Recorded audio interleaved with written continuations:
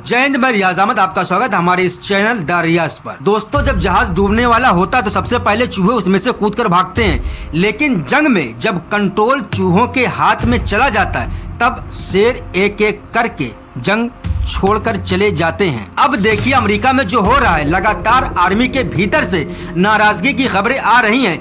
यहाँ तक खबर आई थी कि ट्रम्प मांग रहा था न्यूक्लियर कोड, क्योंकि ईरान पर अटैक करना चाहता था और आर्मी ऑफिसर ने कमरा बंद कर दिया, डोनाल्ड ट्रंप को बाहर कर दिया। उससे कहा कि हम आपको कतई न्यूक्लियर कोड नहीं देंगे। ईरान के उस न्यूक्लियर हमला करने का कोई मतलब ही नहीं, ईरान से हमें कोई खतरा नहीं है। और अब खबर आ रही है कि जॉन फेलन जो नेवी सेक्रेटरी थे वो निकल गए या निकाल दिए गए, हमें नहीं पता। कुछ लोगों का दावा है कि उन्हें निकाल दिया गया और कुछ लोगों का दावा है कि वो खुद इस्तीफा देकर निकल लिए। यानी ये दूसरे बेहद सीनियर ऑफिसर है जो जंग के बीच अमेरिका का साथ छोड़कर चले गए। इसके अलावा कहा जा रहा है कि 70-72 लोग और जा चुके हैं या फिर पीटर हेग्सेट ने उनको निकाल दिया। दरअसल अमेरिका में आर्मी के अंदर और आर्मी के बाहर इस जंग को लेकर लोगों में जबरदस्त नाराजगी दिखाई दे रही है। ये साफ साफ दिखाई दे रहा है कि कई सारे वीडियो आपने देखे होंगे जिसमें उनके जो वेटरन सैनिक हैं या पहले अमेरिका की सेना की तरफ से लड़ चुके हैं, उनमें से कई ने अपने हाथ पैर भी गंवाए हैं। वो बाकायदा प्रदर्शन कर रहे थे इस जंग के खिलाफ, बाकायदा इसकी मुखालफत कर रहे थे। इसके अलावा पुराने डिफेंस सेक्रेटरी, पुराने बाकी तरह के एक्सपर्ट सब मना कर रहे हैं कि इस जंग में नहीं जाना चाहिए। और अमेरिका की जनता क्या सोच रही है केवल आप ट्रंप की अप्रूवल रेटिंग से समझ सकते हैं। ट्रंप की अप्रूवल रेटिंग को लेकर दो आंकड़े, एक आंकड़ा बताता है कि 30% पर पहुंच गई, यानी 70% अमेरिकी नहीं चाहते कि ट्रंप राष्ट्रपति रहें। 70% अमेरिकी नहीं चाहते कि इजराइल के इशारे पर डोनाल्ड ट्रंप नाचे। 77% लोग ये जंग नहीं चाहते, केवल 23% लोग ये जंग चाहते हैं। ये उन लोगों का आंकड़ा है जो रिपब्लिकन या डेमोक्रेटिक दोनों किसी पार्टी में नहीं है। इसका मतलब ये है कि अमेरिका के अंदर इस जंग की जबरदस्त मुखालफत हो रही है और यही वजह है कि ट्रंप आगे पीछे कर रहा है। सीज फायर बढ़ाया उसने और अब देखिए वो कह रहा है कि बड़ी अच्छी बातचीत चल रही है और फ्राइडे को यानी जुमे को, शुक्रवार को फिर से बातचीत हो सकती है। ईरान की शर्त क्या है? ईरान ने स्ट्रेट ऑफ हॉर्मुज खोल दी। ईरान ने स्ट्रेट ऑफ हॉर्मुज खोल दी थी, बाकायदा परमिशन दे दिए गए कि जाइए आप लोग, कोई दिक्कत नहीं, कोऑर्डिनेट कीजिए और जाइए। कोऑर्डिनेशन इसलिए क्योंकि ईरान अपना कंट्रोल नहीं छोड़ने वाला, लेकिन सिर्फ कोऑर्डिनेशन की बात थी, इसके अलावा कोई बात नहीं थी। लेकिन दोबारा स्ट्रेट ऑफ हॉर्मुज क्यों बंद है? इसलिए बंद हुई क्योंकि अमेरिका ने अपना ब्लॉकेड, अपनी नाकाबंदी नहीं हटाई। और जब अमेरिका ने अपनी नाकाबंदी नहीं हटाई तो स्ट्रेट ऑफ हॉर्मुज को दोबारा बंद कर दिया गया। और अब भी ईरान यही कह रहा है कि जब तक ब्लॉकेड रहेगा, जब तक नाकाबंदी रहेगी, तब तक हम किसी भी हालत में बातचीत नहीं करेंगे। तो फ्राइडे को बातचीत का एक ही मतलब हो सकता है कि या तो अमेरिका नाकाबंदी खोल दे, ब्लॉकेड खोल दे, तब तो बात हो सकती है। अगर वो ब्लॉकेड नहीं खोलेगा तो बातचीत नहीं होने वाली। ये वीडियो देखिए।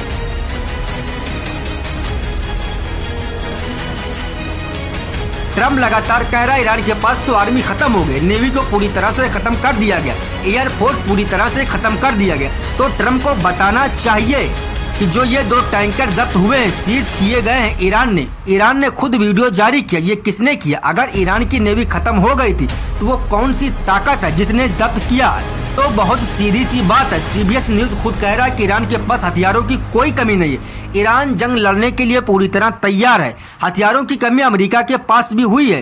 थर्ड मिसाइल और बाकी सब कुछ जो है, जो आप जानते हैं कि आधे से ज्यादा खत्म हो चुका है, ये सब जब चल रहा है तो ईरान में एक बहुत मजेदार ट्रेंड चल रहा है। एक बड़ी मजेदार बात लगातार ईरान में कही जा रही है। दुबई में एक सीडिंग सेंटर था जहां से बादल बनते थे और यूं अपने यहाँ बारिश करवाता था।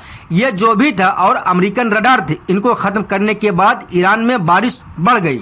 अब देखिए, साइंस और टेक्नोलॉजी का मैं कोई एक्सपर्ट नहीं हूँ और जो टेक्नोलॉजी के एक्सपर्ट हैं वो बहुत सारी बातें इसको लेकर कह रहे हैं, लेकिन ये बहस बहुत पुरानी है। ईरान के जो राष्ट्रपति हुआ करते थे मसूद ईरान के जो राष्ट्रपति हुआ करते अहमदीनेजाद, उन्होंने 2011 में ये बात कही थी कि इजराइल हमारे बादल चुरा रहा है, हमारे जो क्लाउड है, हमारे जो बादल हैं जिनसे बारिश होती है, इजराइल उनको चुरा रहा है। लगातार इस पर बहस होती रही कि अमेरिका के जो रडार लगे हुए हैं, जो बेसिकली इजराइल के लिए काम करते हैं, क्या ईरान के मौसम पर असर डाल रहे हैं, क्या कुछ ऐसा कर रहे हैं जिससे ईरान के अंदर बारिश नहीं हो रही। एक फैक्ट ये है कि पिछले कुछ सालों से 7-8 सालों से ईरान में बारिश में लगातार कमी आई है। तेहरान के अंदर तो बारिश में कमी इतनी ज्यादा आई कि बीच में ये बात चल रही थी कि ईरान अपनी राजधानी को तेहरान से हटाकर साउथ में कहीं शिफ्ट करेगा जहां ठीक ठाक बारिश होती है। और पानी की प्रॉब्लम ईरान के अंदर बड़ी प्रॉब्लम बनकर आई थी। टेम्परेचर में जबरदस्त बढ़ोतरी हुई थी। इस साल ये हुआ कि एक तरफ तो जंग चल रही थी और खासकर सीज फायर वाले टाइम में हमने देखा कि जब से सीज फायर हुआ है तब से इन चीजों पर ध्यान गया है कि ईरान में लगातार बारिश हो रही है। लगातार वीडियो आ रहे हैं ईरान में बारिश होने की। तेहरान में जो रातों में जुलूस निकलते हैं, लाखों लोग सड़कों पर आते हैं, उनके वीडियो आए हैं कि बारिश हो रही है। तेहरान में मस्जिदों के ऊपर बारिश के बड़े खूबसूरत वीडियो आए हैं। ये बताया गया है जो बांध उन्होंने बनाए हैं पानी को रोकने के लिए वो ओवरफ्लो हो रहे हैं। यहाँ तक कि बर्फबारी हुई है इस मौसम में। मतलब इस मौसम में जब अप्रैल चल रहा है, बर्फबारी हुई है ईरान में। ये अपने आप में एक बड़े मजेदार खबर है और ईरानियों को सुकून देने वाली खबर है, क्योंकि ये बारिश लंबे समय तक उनका साथ निभाएगी, खेती के लिए और बाकी सारी सीजन के लिए, यहाँ तक कि पीने के पानी के लिए भी बहुत फायदेमंद होगी। तो ये खबर तो पक्की है कि ईरान में जबरदस्त बारिश हो रही है। लेकिन सवाल ये है कि क्या ये बारिश इसलिए हो रही है कि अमेरिका के रडार तोड़ दिए गए? कोई सीडिंग सेंटर यूएई में था जिसको तोड़ दिया गया?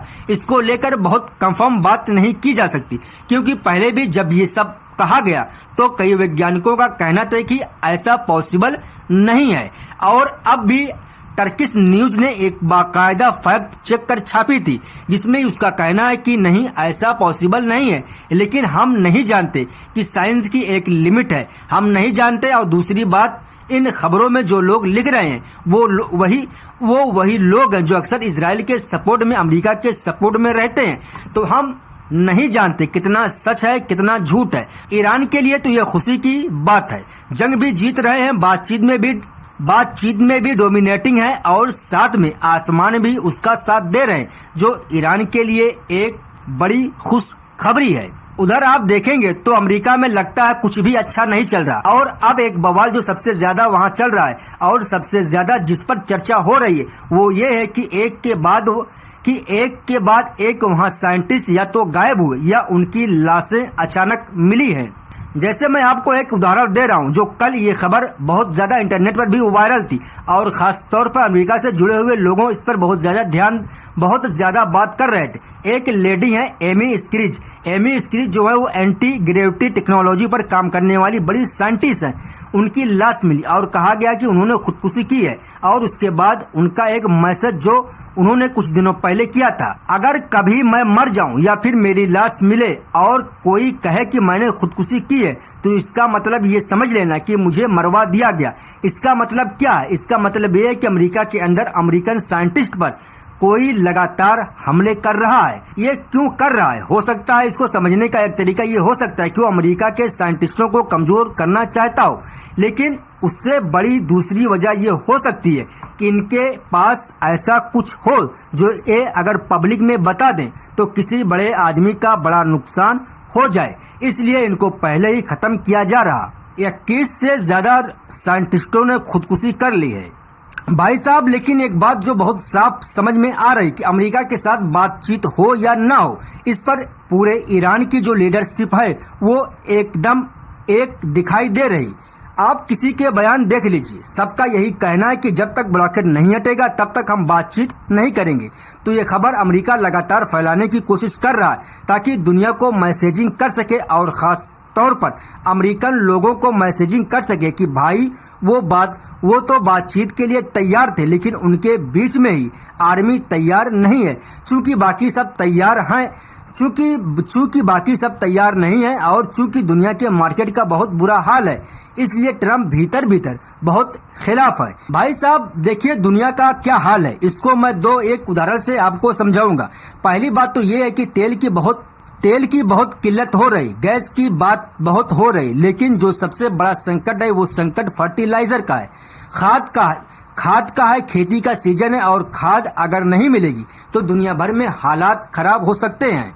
कल यूनाइटेड नेशन के एक प्रवक्ता ने भी ये बात कही कि खाद नहीं मिलने से यूरोप से लेकर एशिया और अफ्रीका हर जगह प्रॉब्लम हो सकती है। इन सबके बीच एक खबर आती है कि हमारे देश ने महंगे रेट पर यानी पहले जब समझौता हुआ था खरीदने का, उस समय जो रेट बताया गया था उससे ज़्यादा रेट पर 2.5 मिलियन टन यूरिया खरीदा है, क्योंकि हमारे यहाँ अगर टाइम पर यूरिया नहीं आएगा तो बहुत बड़ा संकट पैदा हो जाएगा, खेती पूरी तरह से तबाह हो जाएगी। और ये तो इंडिया की खबर है, बाकी मुल्कों को भी करना पड़ेगा, कैसे भी इंतजाम करना पड़ेगा यूरिया का। अगर ये जंग लंबी चलती है तो पहली बात तो यूरिया की है और दूसरी बात ऑयल की। ट्रम्प क्या बहाना देते हैं कि हम ईरान से चीन को ऑयल नहीं खरीदने देंगे, असली दुश्मन हमारा चीन है, चीन को हम ऑयल नहीं खरीदने देंगे।